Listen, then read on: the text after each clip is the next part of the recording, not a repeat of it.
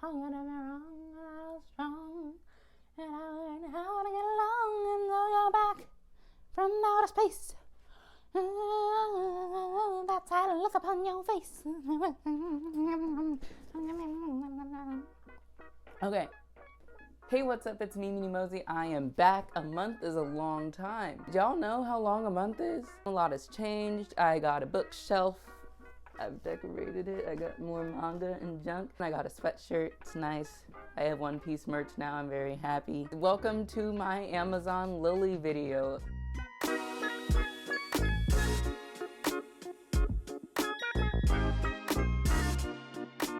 I took a vote last time and it was actually really close whether or not I should just skip over Amazon Lily and go straight into Impel Down.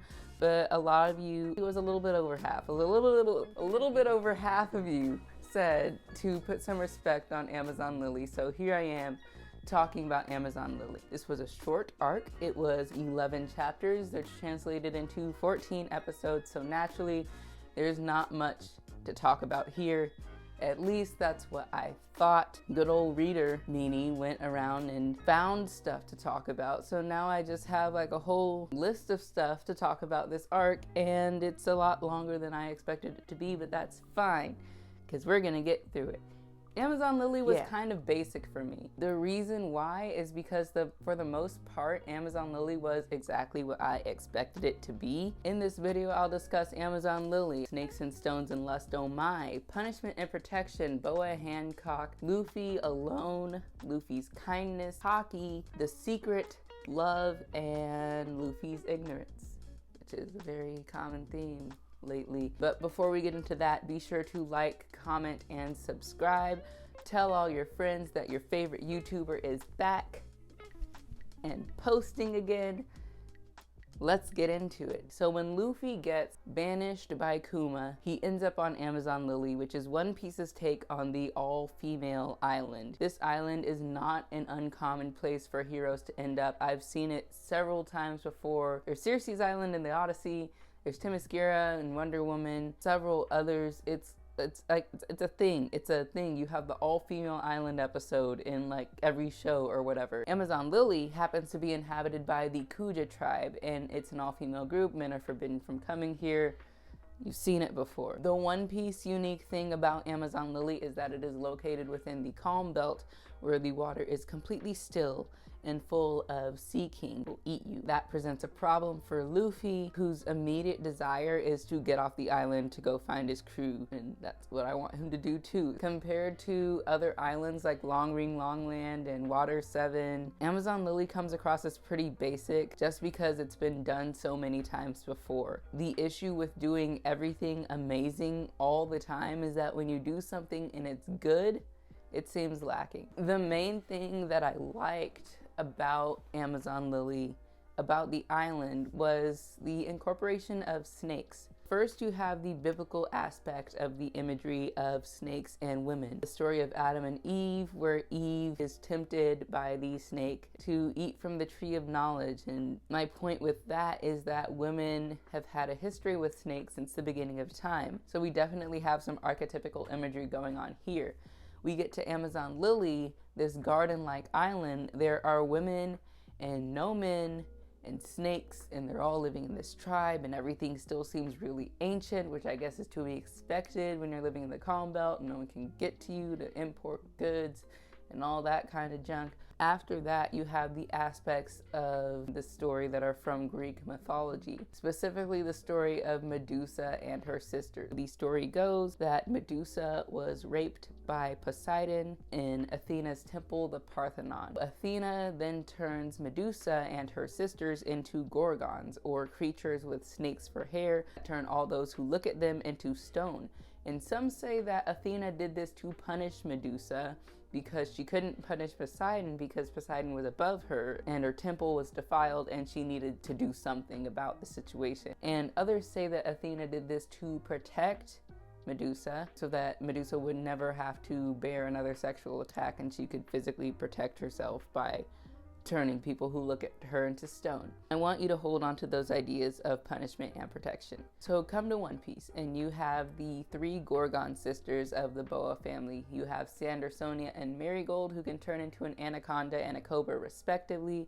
And lastly but not leastly, there's Hancock, who has the Love fruit, and she can petrify anyone who has a lustful thought towards her. And it seems like the Love fruit would have a power that would cause people to fall in love with you or make people fall in love with others, kind of like a Cupid type of situation. It's interesting that this was the power of the love fruit, that instead you can turn it outward and use it to punish people who lust after you. I'd like to know, like, is there anything else that the power that the love fruit can do? Because it seems like it could do more than that. These 3 powers include all of the elements of the story of Medusa, with the snakes, the sisters, and the petrification. Plus, the 3 Boa sisters are using the very story of the Gorgon as a way to protect their secret and their shame, just like Medusa and her sisters were given a way to physically protect themselves through snakes and petrification. So punishment or protection. There are different ways we can look at this. Let's look at Greek mythology first. Medusa's fate as a punishment is how I believe most people view the story nowadays, kind of how I viewed it for a while. I did research for this video, so looking back, I was like, oh, there's a whole nother aspect to it. Viewing it as a punishment, you look at Medusa and you see that she can no longer interact with society because whoever she looks at turns to stone, and it's something that she can't turn off. Looking at her fate as a form of protection is entirely different. And this is all, I guess, just based on whether or not she can turn it on or turn it off. If it's protection, then maybe she just wants to be left alone. In One Piece with the Boa sisters, they were force-fed their devil fruits by the celestial dragons as a punishment, but after escaping, they've gone and turned that punishment into protection, power, and strength, making them the strongest and therefore the most beautiful women on Amazon Lily, which is funny because the reason behind their strength is actually their biggest weakness. So let's talk about Boa Hancock. Boa was introduced in this arc. I'd heard about her, I'd seen her before, I knew she was going to be important in some capacity, I knew she was going to be an ally. I actually thought she was going to be a Straw Hat. With that in mind, I was watching her thinking, how the heck is this woman going to become a Straw Hat pirate? And I thought of a number of reasons why it would not be possible. 1, she's a warlord of the sea. So that's a severe demotion from being a warlord to being a crewmate on a newcomer ship. 2, she's the queen of a nation. So is she just going to leave her people? I don't see that happen. I didn't see that happening. And 3, she's an awful person. We all know that the Straw Hats are Straw Hats because they're good, and Luffy sees that goodness in him and them. Maybe I'm overthinking it, but no, I'm not overthinking it. Luffy sees that they're good people and he accepts them onto his crew, or that they're cool people and they turn out to be good people. No, Hancock is awful. Not only does she do horrible things, but she does them with the awareness that she will be forgiven because of her beauty. She shows up, she's kicking puppies and kittens out of the way and junk. She did use the word chicanery though, so I do like that word. I like the word chicanery. But I realize that the more cruel that they make her, the more drastic the effect that Luffy has on her will seem. So let's talk about Luffy. So this is one of the first times that we're seeing Luffy on his own, uninhibited by the influence of other people's decisions and opinions. Not that they ever made a big impact to begin with. When Luffy first came in, we were introduced to him through Kobe's eyes. He's never been more alone to the audience as he is in this arc right now. So I'm really happy that we get to see him like this. We're finding out that it's not like we're finding it out for the first time, but we're really seeing it, that Luffy doesn't act with his brain, he acts with his heart. When he's surrounded by people who think all the time, he seems dumb by comparison, but when he's alone, his kindness really shines through. I knew it was there, but in this arc, it was presented to me in a way that I was able to get a really good look at it. We see that his childishness doesn't only translate to his actions, but also to an inherent childlike goodness and innocence that takes other people by surprise, specifically Boa Hancock. I need some water. My mouth is getting dry.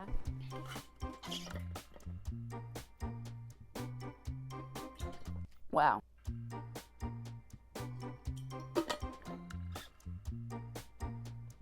Hancock was surprised when she tried to petrify Luffy, only to find out that he didn't show any lust towards her. He was actually thinking about Foxy's slow beam, which is hilarious. She was surprised when he decided to move the statues of the women who helped him out of the way before the battle so that they wouldn't get smashed, not even fully knowing whether or not they could be turned back into humans, but hoping. She was surprised that in the midst of a battle to the death, that Luffy chose to protect her and her sister's secret by covering up Sandersonia's back before it got exposed. He could have let it show. He could have let their whole entire society collapse and just let their secret out. But he didn't. Luffy's always been one to protect things that are important to other people, especially his friends. But in this case, we show that he extends that kindness towards his adversaries as well. And I'm thinking about like different times when he's protected things that he didn't necessarily care about, but what other people did. Shushu the dog and his little thing of dog food. Vivi and Alabasta. And he also surprised Boa. He won the battle and she's like, okay, you can either go back on your ship or you can save these women. And he's like, oh, thank goodness I can save the women. He's just like testing him and he's like passing every test because he's just a good dude. During that battle, Luffy showed off his Haki. So probably one of the most important aspects of this arc is that we get a good look at Haki. So at this point, Haki doesn't seem like something that Luffy has any control over, but it comes out during high emotional moments for him. And when it does, it's incredibly powerful. They mentioned that he has the Conqueror's Spirit, which is something that they said Hancock also has. But the Kuja tribe finds out about Luffy's Haki when one of the sisters is about to crush Marguerite's statue and Luffy says stop, and then he makes the whole stadium pass out. So this kind of got me wondering, was Luffy's Haki kicked in at the end of Sabaody Archipelago? There's so much about it that I don't know, but I'm thinking about it like Nin from Hunter x Hunter. It must give off different feelings based on the emotions of the person that it's coming from. In the stadium, Luffy was angry, but in Sabaody, Luffy was terrified and maybe sad and just like, I don't know. I assume at some point he'll get a mentor to teach him about it, maybe Rayleigh. That's the only person that I'm thinking could teach him about Haki. Hancock trusts Luffy enough to tell him her deepest, darkest secret, that she and her sisters were once enslaved by celestial dragons and branded with the hoof of the celestial dragon, in case you were wondering if the celestial dragons had always been trash. Yes, but she mentions Fisher Tiger and the Sun Pirates, which sounds like a really cool 80s band, and she talks about how all the fishmen turn their brands into their own symbols of the sun, and I'm sure Fisher Tiger will come up later. She says that he's dead, but we hear about him from this arc. All that we know so far is that he climbed the Red Line with his bare hands and infiltrated Marijois and freed all the slaves. And I wonder who else that we've heard about who's climbed up a mountain with their bare hands. Anyway, Luffy's ignorance. At the very end, Luffy learns while Granignon is reading a newspaper that Ace is going to be executed in 6 days. 6 days.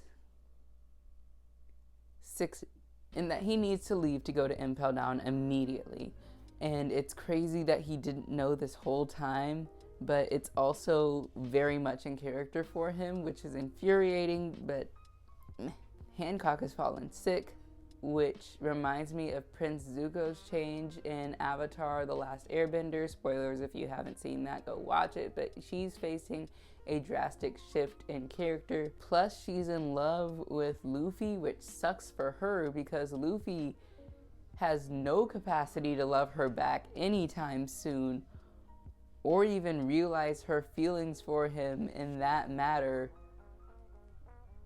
like, ever. Like, I don't see it ever happening. I think that's gonna be a one-sided thing for a very long time, and that's funny to me. So my predictions and theories. I think Kuma sent these Straw Hats to their various locations on purpose. I saw where they all ended up, and given where they ended up, I think Kuma's an ally. So he sent Nami to that weather island where she can get stronger. He sent Frankie to a mechanical island where I think it said Dr. Vegapunk was. He sent Sanji to the Kamabaka Queendom, where maybe he'll get over his obsession with women, or maybe it will get worse. Either way, he's not having a good time right now. He says he's literally in hell, and so on. I think it's all very intentional, because he sent Luffy to where a warlord of the sea would be. So he knows the other warlords. He knows these people. So maybe he had a feeling about Hancock that she would end up helping Luffy, or that Luffy would be strong enough to prove himself to her. Or Kuma's an ally. He believes, like, if he did intentionally send Luffy to Amazon Lily, he knew that Luffy would be able to get out of Amazon Lily. So he believes in Luffy, and he's a friend. I don't think that Luffy will make it to Impel Down in time. I am totally sure he's gonna miss Ace. They say that they'll execute Ace at Marineford, so I don't think Luffy will save him until the last possible second. You gave a location. You can't just give a location and not go to that location. So this was a good arc. I found more to talk about than I initially thought. It was an incredibly familiar trope that Oda put a little Greek mythology something on, and it ended up dashing forward into the next arc, which is very good. But I'm really excited about where everything is going. I think it's going to be a nail biter in this next arc. I think it's gonna be pretty stressful, just like Sabaody gave me a stomach ache, and I bet this one was just like breathe for 2 seconds and then keep running again. As always, I've been Meanie Mosey. Thank you so much for watching this video. I am happy to be back, and I will catch you all in Impel Down. Bye.